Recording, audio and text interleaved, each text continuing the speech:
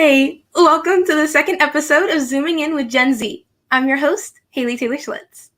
If this is your first time checking out my show, welcome. This is a new show that is focused on the experiences and life journeys of Generation Z members. The show is going to be fast-paced, so try to keep up. Each episode will start by focusing on the top news we care about. Then we will talk to members of our generation who are doing amazing things. Then we wrap up by zooming in on an individual or company that is doing great things for Gen Z. Thank you for joining me. Now let's get into this. Kill all men?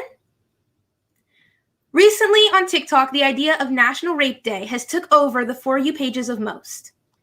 Six men on TikTok kicked off the idea of making April 24th, today, National Day for Sexual Assaults and Rape. There has been an explosion of responses to this idea. Hundreds of videos have been made, not just by women, but by everyone on the gender spectrum, standing up against the mere thought of this. Many of these video responses, as well as the comment sections, explain how women are already targeted, abused, assaulted, and raped every day. And to encourage this terrible and invasive act by making a national holiday around it is sick. Many also have their prom today and are debating whether to even attend. Misogynistic men are trying to defend this by explaining the idea away as a joke. But Gen Z is not having it. This is nothing to joke about. Ever. Period. Please stay safe out there, guys. Yes. This is appropriate. Just last week, the Florida House passed an anti-trans bill that makes it legal for schools to have students' genitalia inspected. A quote from Now This. Florida's House voted to advance an anti-trans bill on Wednesday that would ban trans girls from competing on women's sports teams and could allow schools to require proof of a student's biological sex. A quote from The Hill. Under a new ban on transgender students in sports passed by the Florida's House of Representatives, schools would have the power to subject students to physical examinations if their gender is disputed. Gen Z has expressed discomfort and outrage with this bill on Instagram and TikTok. We have made it clear that this is violating, embarrassing, intruding, and unacceptable. Thankfully, the bill died in the Senate because the Senate thinks that this bill goes too far. Yeah, way too far. The sibling bill that is in the Senate is less horrific and allows transgender athletes to compete. The bar is so low. As long as they get a hormone test that demonstrates that their testosterone levels and other hormones are in line with the other athletes. Although this is less horrific than the House's bill, it is still invasive. So what? Draw the blood of students and test it? By the looks of it, both bills are going to die, which I'm definitely looking forward to. A snap a day maintains the slave trade? Get this. Aledo High School students use Snapchat to sell Black classmates in a slave auction. A slave auction. What even is this? Okay, the real disturbing thing is at first, the school district leadership just said this was a cyberbullying issue. They recently had to issue a new statement calling it what it was: racist actions by students. They are hiding behind student privacy laws to keep secret if there was any real discipline at all against the students who did this. All we know is they suspended the 9th grade baseball team from playing this year. Adults who run our schools once again demonstrated by their initial actions that they do not want to address the core problems in America. This is completely unsettling and irritating. These adults knew better. They knew this was racist. There is no way to play slavery and it not be racist. The adults are just as bad as the students in this situation, and honestly, they might want to be keeping their information private too. Gen Z will find them and get them fired. We've done it before and we will do it again. A little more upbeat. There have been several studies that show just how impactful TikTok is. TikTok drives the music industry as Gen Z shows its power. I can't help but agree here. So many songs on the radio I immediately recognize from TikTok. I imagine the videos and dances as those 15 seconds go by. Then I don't know the rest of the lyrics. At the same time, recent stories also show how Gen Z and TikTok are a combination that can end a group. We see you, tramp stamps. But it is crazy just how impactful TikTok is on the music industry and on the radio. Like I said last episode, it shows that companies are listening to what Gen Z likes and tailoring to that. Speaking of the power of Gen Z, I am honored to welcome an amazing Gen Z duo to the second episode. Gen Z, these two brothers are a dynamic duo who are taking on the baking world. Shane and Nigel, thank you for joining me today on Zooming In with Gen Z's episode 2. Thank you for having us. Okay, so jumping right into it, let's talk about baking. Can you share with us how you got started into baking? So we started baking quite a long time ago.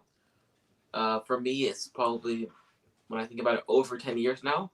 We really started getting into baking because we went to our grandma's house and she baked. And we really liked to eat her sweets. So we decided we needed to learn how to bake them. I love that. I love that. So back then, is that when you knew you wanted to take your love for baking and turn it into a business, or is that more recent? When we turned it into a business, it was definitely way more recent. We've always loved to bake, but the way we kind of turned it into a business was we entered our church's baking competition, and we ended up unexpectedly winning the first year. Nice. So the next years we kept putting our cakes in. By the third year in a row, we kept on winning it. People offered to just buy the cakes out so they could have a chance at winning it. So we were like, okay, well, if people are offering to buy it, well, we're not offering to sell it, okay, maybe it's good enough to sell. And our mom always wanted us to start a business, so we went with it and just went with the flow. That is awesome. So baking competitions is what got you into making this a baking business? Yes. That's awesome. Okay, so about the business, I have to ask about the name of the company. Two Bros in the Kitchen. It's a fun name. Did you have any inspiration for it, and where did it come from? So our main inspiration for this name was our mom. She thought of it, and we really liked it, so we stuck with it. Nice. Our mom's always been a very helpful parent and mom when it comes to our business. So we heard the name and we liked it, so we kept it. That's so cute. Okay, so okay, I know along with your business, you do amazing work in giving back to the community. Can you share with us why you feel giving back to the community is important? So our parents have always told us to give back to the people who helped you get where you are. So when we see our community who helped us get to where we are and helped us grow our business so much, we just want to give back to them. I love that. So people just also like to help people who are in need. Mm-hmm. It feels good to see people's needs being met. You're seeing people happy and comfortable. Absolutely. Nigel, what has been your favorite community service giving back thing that you've done? I think probably the 2C7 project, just because of how hands-on it was and how much work we put into it and getting to see the fruits of your labor. So what project was that? The 2C7 project was basically a project to help people see others really truly are. So it was really targeted at people with special needs or people having a rough time during COVID with online school. So we held an event, outdoors, so it was safe. We had vendors come out, we brought all of them Chick-fil-A. It was a fun time. Everyone got to talk, and yeah, we gave out everyone trophies, rewards. I think there's a trophy right there. So yeah. Nice. What has been one of your most favorite events that you have baked for? Speaking of favorites.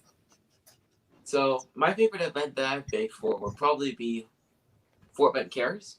They always, every December near Christmas, they would always have a party at a house.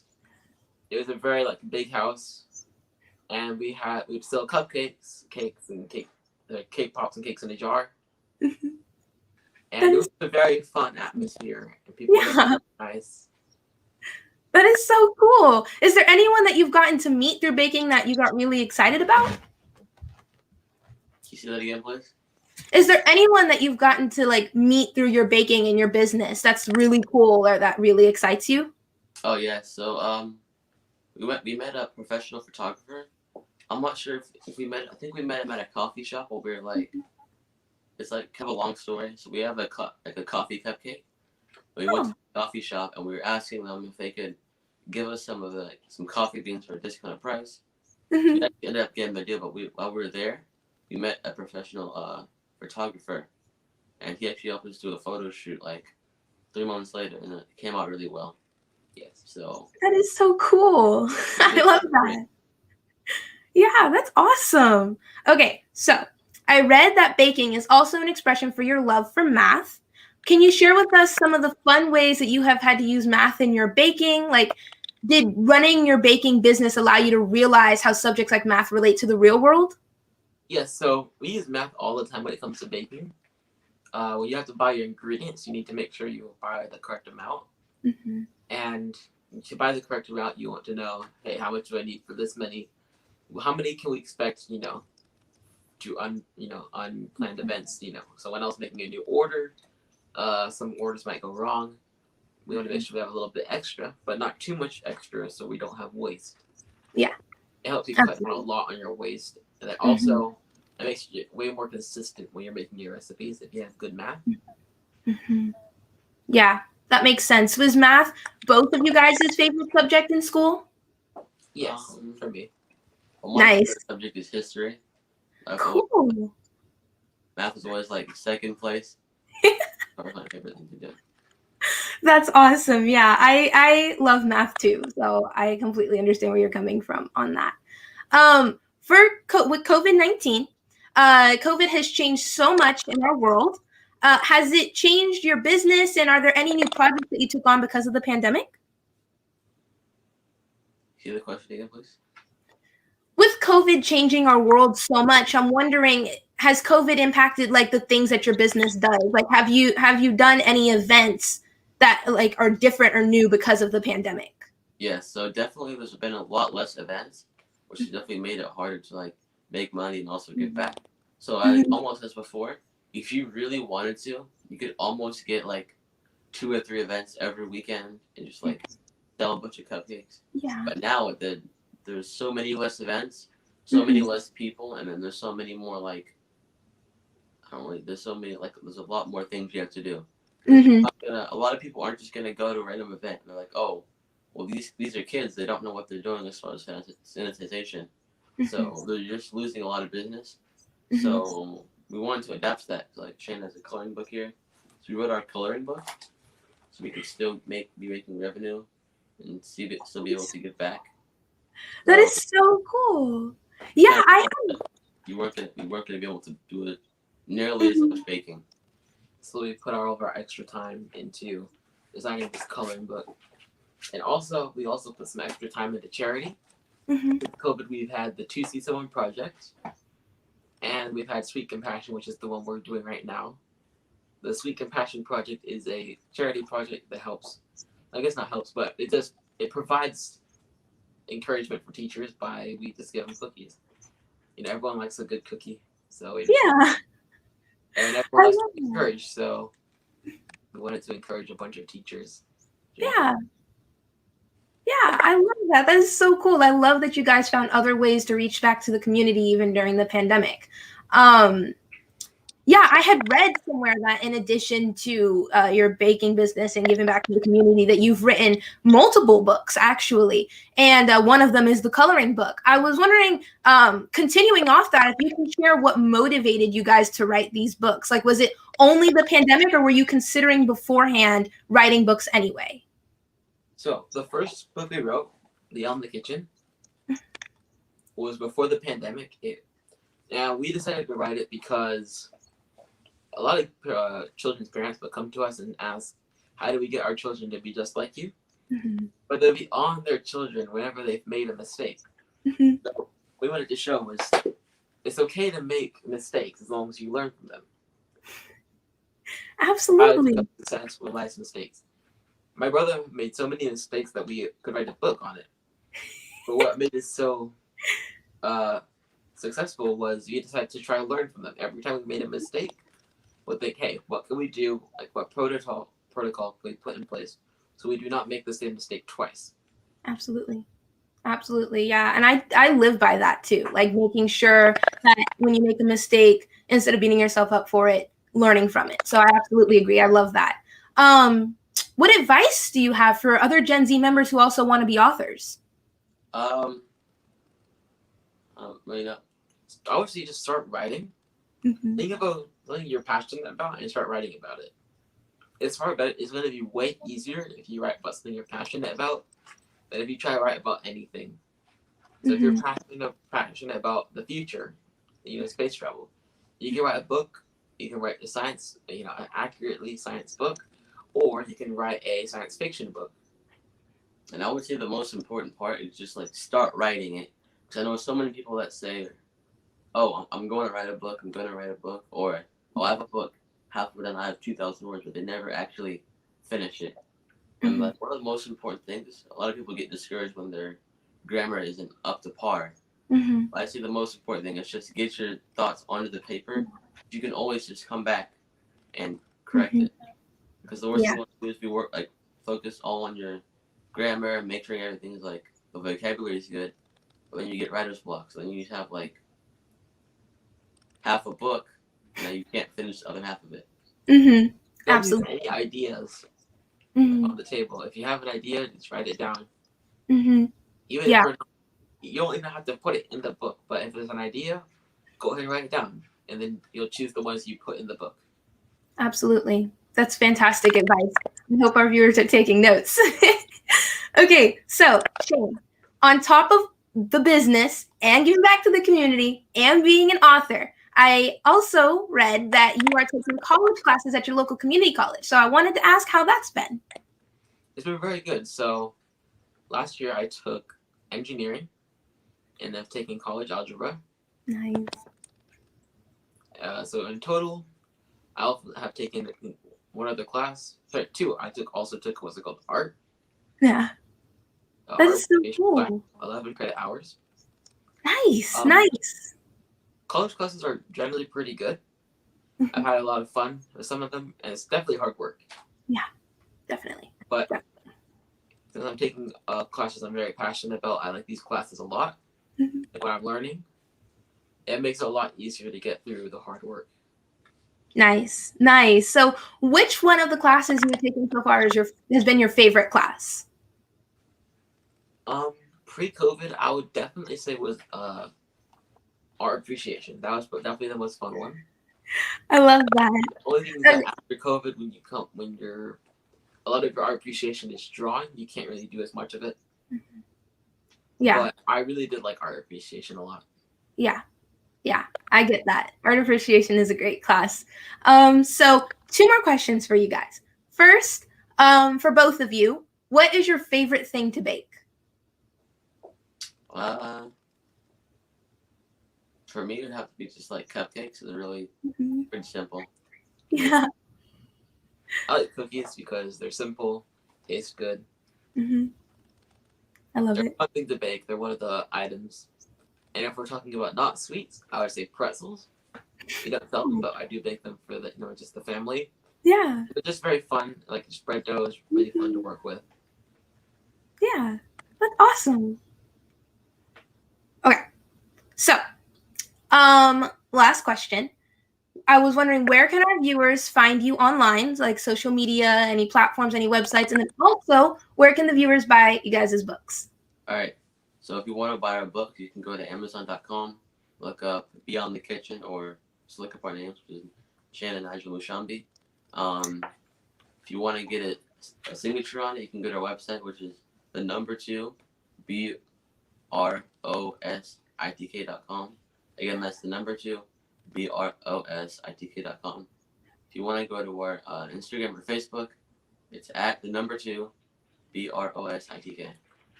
And that's how you spell our names on here. Wait, is it focused? Perfect. And then you can see our app at the bottom of the screen. It is at 2brositk. We have Facebook and Instagram. Perfect. Well, thank you both so much for taking time to join me today on our second episode. You both are so inspiring, and I hope we can have you on again in the future to see what you guys are cooking up. All right. Thank you. Thank you for having us. Yes. Well, they are awesome. Okay, so as usual, we will end our shows with a segment called Zooming In. This section will highlight people or companies around our nation who are doing amazing things to help and support Gen Z. I would like to give some attention to Essence's magazine's recent Girls United virtual cover featuring 4 Black women making their impact on the gymnastics world. These 4 amazing gymnasts are members of the UCLA gymnastics team, and I am sure you have seen some of their routines on social media. They are using their sport to project power and take on issues. Sakaya Wright, Margzetta Fraser, Nia Dennis, and Shay Campbell are helping take Black Girl Magic to new heights. What I also love about this feature story by Essence's Girls United is it demonstrates that as girls, especially Gen Z girls, we have the ability to be all we desire to be. Highlighting successful, hardworking Gen Zers is empowering. And the fact that they are Black women is even more inspiring because it shows that we as a generation are not only breaking glass ceilings in what we do, but also where we go. Our ambitions are not limited to one area. Our magic cannot be contained, and when we reach for our dreams, we can have it all. From the classroom to the stage, we can be everything. I think it is important to highlight the power of a platform like Girls United. It is designed to engage Gen Z Black girls, something we don't have enough of. Essence deserves recognition for building a platform to engage us. With everything we face each day, I'm looking at you, Alita ISD. Spaces like Girls United are crucial for our health and well-being. Now, I have a Zoom call to action for you guys. If you find the time, go check out these 4 amazing women on girlsunited.essence.com. Follow Girls United on Twitter at EssenceGU and on Instagram at EssenceGU_. Well, guys, that concludes episode 2 of Zooming In with Gen Z. Thanks so much for watching. I hope to see you guys in 2 weeks for episode 3, where we will have some very interesting things to discuss and incredible people to talk to. Special thanks to Citizen Ed for providing us this platform to talk about the issues we care about. See you in 2 weeks. All right, how do I zoom out on this thing?